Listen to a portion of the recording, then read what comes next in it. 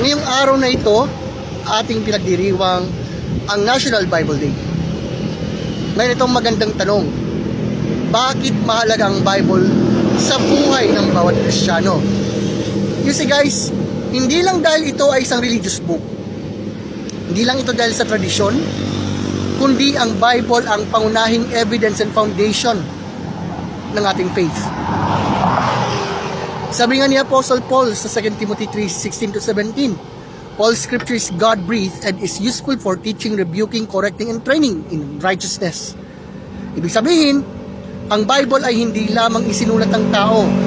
Ito po ay hiningahan ng Diyos, God-breathed. At kung totoo ito, at may sapat ng evidence na ito ay totoo, then may obligation ang bawat mananampalataya na kilalanin at unawain ito. Alam nyo kasi sa pamumuhay Kristiyano, ang Bible ang standard ng katotohanan. Okay? At kung wala ang Bible, then paano natin malalaman kung tama ang ating pananampalataya? Paano natin masusukat o paano natin mame-measure kung ang ating ginagawa ay isang ayon sa kalooban ng Diyos o ayon sa ating damdamin? Since, you see, sincerity does not equal truth. Pwedeng taos puso, pero mali. Mga kapatid, mahalaga talaga ang Bible kung tutusin. Dahil ito po ang nagtatama sa atin, kahit minsan masakit. Now, according to 1 Peter 3:15, always be prepared to give an answer to everyone who asks you to give the reason for the hope that you have. Pansinin yung sinabi, maging handa, be prepared. Hindi po sinasabing be emotional o manalo sa isang talakayan. No. Ang sabi, be ready. Be prepared. Maging handa sa katotohanan. Ngayon mga kapatid, think about that. Paano ka magiging prepared kung hindi mo alam ang nilalaman ng Bible? And how can you defend the gospel message kung hindi mo alam kung sino talaga si Jesus ayon sa Bible? At paano mo masasagot ang tanong ng mga skeptics kung ang alam mo lang ay mga Bible verse na naririnig mo sa sermons or whatever? You see kapatid, hindi po kalaban ng pag-iisip o hindi po kalaban ng reason ang Bible. Katunayan nga iniimbitahan tayo ng Bible to think critically. And mind you guys, hindi po blind faith ang Christianity. Okay? Hindi po blind faith ang Christianity. Ito po ay faith batay sa evidence. So sa seryeng ito ngayong week, lalo po National Bible Week naman, nasakop ng National Bible Month. Let's start. Kung hindi mo kilala ang Bible, mahihirapan kang mamuhay bilang Christian at mas lalong mahihirapan kang depensahan ang iyong pananampalataya. Kaya ngayon, let's ask, binabasa mo ba ang Bible? Sinasaliksik mo ba? Pinag-aaralan mo ba? Ipinapamuhay mo ba ang Word of God? At hinahayaan ba na baguhin ka nito? Dahil ang Bible ay hindi lang libro na hawak natin. Ito ang Word of God na dapat humawak sa atin.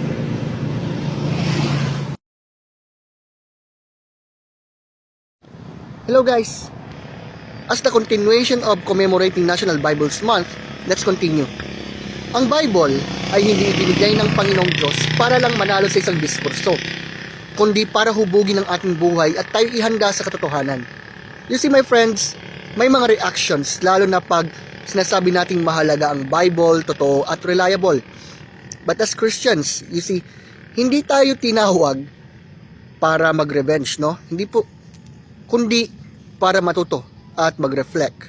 My friends, if Christianity were false, then you should not believe it.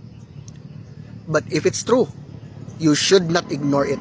Kaya sa araw na ito, ating talakayin to. Ganito kasi ang sinabi, na claim lang daw ang Bible, claim supporting claims. Kung tutusin, may point naman kung ang pag-usapan lang ay text isolated from history. Pero dito pumapasok ang mahalagang aral na dapat po nating matandaan, lalo sa mga kapatid na Kristiyano. Hindi natin sinasampalatayan na ng Biblia dahil lang sinasabi ng Biblia na totoo ito. We believe that the Bible is true dahil may historical, testable at anchored sa tunay na pangyayari, especially on the life, death, and the resurrection of Jesus. So you see guys, in reality, ang Christianity ay hindi po nagsimula sa isang libro. Nagsimula ito sa isang pangyayari, the resurrection. At dahil may nangyari talagang resurrection of Jesus, then the Bible was written. Kaya nga pagka sinabi ni Apostle Paul sa 2 Timothy 3:16 na ang scripture ay God-breathed o hiningaan ng Diyos, that's not blind claim. Yan ay conclusion ng isang tao o ng mga disipulo na handang ialay ang kanilang buhay because of what they had seen. Totoo yung sinabi ko last time na sincerity does not equal truth. Tama. And guess what? Hindi po ito sumisira sa Christianity. Actually, nagpapalakas nga ito eh. Bakit? Hindi po sinasabi ng Christianity na maniwala ka kasi sincere kami. No. Kundi, suriin mo. Tingnan mong evidence. My friends, kung totoo man o hindi ang Bible, hindi ito nadidesisyonan o hindi po ito napagpapasyahan ng damdamin, kundi katotohanan. Now, how about the miracles like parting of the Red Sea, the talking serpent, donkey, global flood, the creation of the universe? I understand, ginagawa nila itong katatawanan. Pero ito, if God created the universe out of nothing, mahihirapan ba siyang gumawa ng mga himala sa loob ng kanyang sariling creation? At saka, ito yung pinaka-proper na tanong. May dahilan ba tayong manampalataya sa Diyos? May dahilan ba para maniwalang may Diyos? Kung wala, then lahat ng yan ay fiction. Pero kung meron, hindi problema ang miracles, kundi ito ay expectation. Para sa araw na to, ano yung aral na dapat nating matandaan? Hindi sapat na may Bible tayo na nakatabi sa mesa, o hindi sapat na marunong tayong mag-quote lang ng Bible verse, even out of context. Kailangan po nating unawain ang konteksto, pag-aaralan ng kasaysayan, at ipaliwanag ang faith o pananampalataya ng may katalinuhan at kapakumbabaan. You see, sabi nga ng Lord sa Hosea chapter 4 verse 6, which is very sad to say, sabi niya, my people are destroyed for lack of knowledge. Hindi po dahil kulang sa passion, kundi dahil kulang sa kaalaman. So ngayong day 2, it is an invitation to all of us Christians.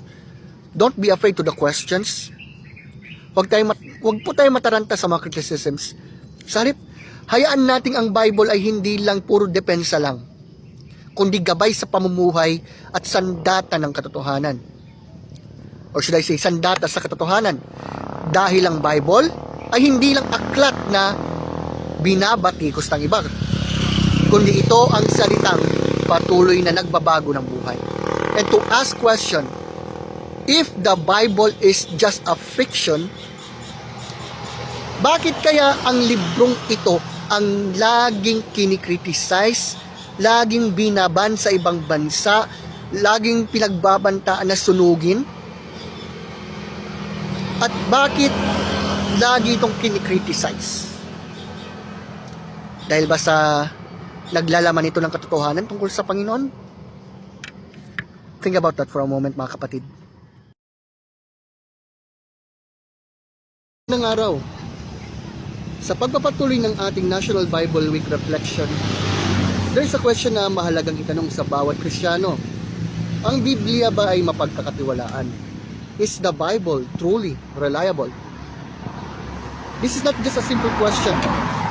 Kasi kung hindi reliable ang Biblia, wala tayong matibay na batayan kung paano mamuhay bilang isang Kristiyano, at wala rin tayong maide-defend when someone challenges our faith.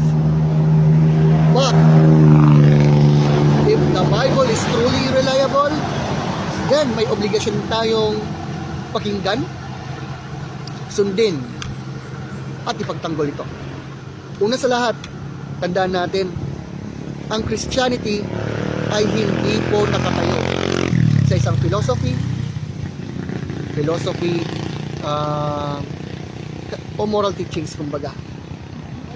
Hindi po nakatayo ang Christianity sa mga yan. Nakatayo ito sa tunay na event, the resurrection. The Apostle Paul said in 1 Corinthians 15:14, if Christ has not been raised, our preaching is useless, and so is your faith. Ibig sabihin, ang Christianity ay falsifiable. If there's no resurrection, then Christianity is false. So ang Christianity ay hindi po bulag na pananampalataya.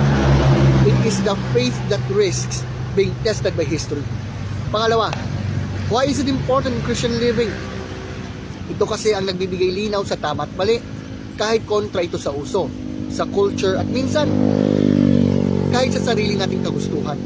Sa ating mundo, usong-uso yung sinasabing ano yung pakiramdam na tama. Pero ang issue kasi dito sa Bible, hindi feelings ang sukatan ng katotohanan. Kaya nga ang tamang tanong nga ano ang totoo? At kahit mahirap, kahit hindi popular, ang Bible ang nagtutuwid sa atin. Hindi para tayo pigilan sa pagiging masaya, kundi para ilayo tayo o iligtas sa kapahamakan. Also, in defense of faith, mahalagang Bible bilang dahil primary source ito ng ating pananampalataya, Lord Jesus Christ.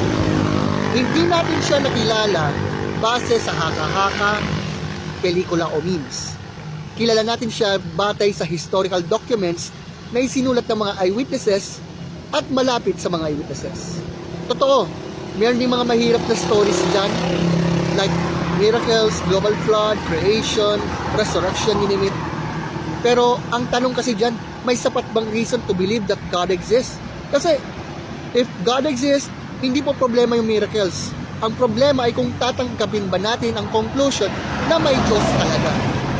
Yan ang rason kung bakit mahalaga ang Bible in our everyday lives, in our studies, in our reflections, devotions, discussions, you name it. Kasi if the Bible is truly reliable, hindi po natin ito basta babaliwalain. You see guys, James 1:22 says, do not merely listen to the word and so deceive yourselves. Do what it says. So ngayong ikatlong araw para sa National Bible Week, here's the question for every one of us, especially Christians. Kung reliable ito, kung ang Bible ay reliable, handa ba akong isabuhay at ipagtanggol ang sinasabi nito? Kasi ang Bible, hindi lamang ito aklat na binabasa tuwing linggo. Ito ay salitang dapat humubog sa bawat aspeto ng ating buhay.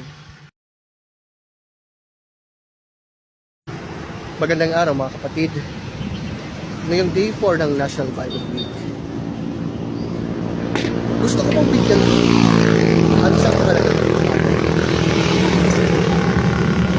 guys, ang Bible ay para sa pang-araw-araw natin pamumuhay. Araw-araw. You know what? Maraming mga Christians ang may Bible. Let's admit it. Maraming Christians ang may Bible. Pero hindi lahat ay hinahayaang baguhin ng Bible ang kanilang Bible. Dito po nagkakaroon ng problema. Kasi pag iwalay ang faith sa lifestyle, naging mahina rin ang ating defense sa faith natin. Guys, our actions often defend or attack Christianity louder than our arguments. Sa ating buhay bilang mga Kristiyano, ang Bible ang moral compass natin. Hindi opinion ng majority, hindi uso ng culture, kundi ang katotohanan ng Diyos. Kapag ang mundo ay nagsasabi, gawin mo kung ano ang pinagtang, ipinapaalala sa atin ng Bible na ang katotohanan ay hindi nag-decide o napagpapasyahan ng damdamin. In defense of our faith, mahalaga ang Bible kasi ito ang pinanggagalingan ng ating mensahe tungkol sa ating Panginoon Jesus. Hindi natin ipagtatanggol ang sarili nating idea. Ipinapaliwanag po natin ang katotohanan pinahayag ng ating Panginoon. Colossians 4:6 says, let your conversation be always full of grace, seasoned with salt. Ibig sabihin, Hindi tayo galit, hindi tayo nagagalit, hindi tayo bastos, kundi malinaw, mahinahon, may katotohanan. Pero hindi rin tayo tahimik pag hinahamon ang ebanghelyo, dahil ang katahimikan sa harap ng maling ideas ay hindi kababaan ng loob, kundi kakulangan ito ng kaalaman o katapatan. Ngayong National Bible Month, ito ang challenge para sa lahat. Huwag lang tayong magbasa lang ng Bible para may masabi. Basahin natin ito para isabuhay sa bawat isa. Sabi nga sa Psalm 119 verse 105, Your word is a lamp of my feet and a light to my path. Kung walang ilaw, madali tayong maligaw. At kung walang Biblia, madaling mabitag sa maling kaisipan.